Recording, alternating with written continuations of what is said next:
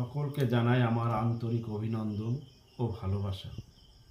আমার স্বরচিত কবিতা পাঠ করে শোনাচ্ছি। কবিতাটির নাম বাবা মস্তরাম ধাম। আমি উত্তম বিশ্বাস।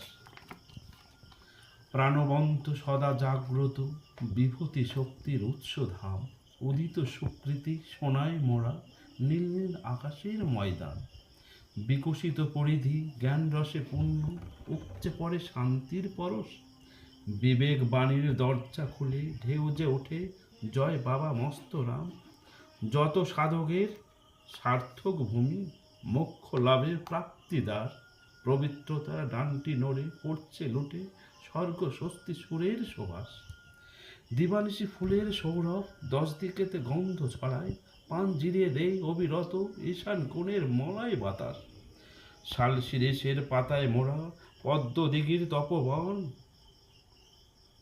খেলিয়াছে বরাবর পাগল পাড়া শত শত হংসরাজ। সর্বজাতির মনোমিলন হৃদয় জোড়ানো তীর্থস্থান, ভক্তিমতী সকল সন্তানের পাক পবিত্র প্রেমের আলায়। রাগ অনুরাগে পরিপূর্ণ রোমান্স রসের সৌধাগার, বাবা মস্তরামের অমূল্য রতন কমল চরণ পাই দর্শন। চির শাশ্বত বহন্ত নদীর কূলতীরে প্রাচীন বটবৃক্ষের ছায়াতলে। নমস্কার।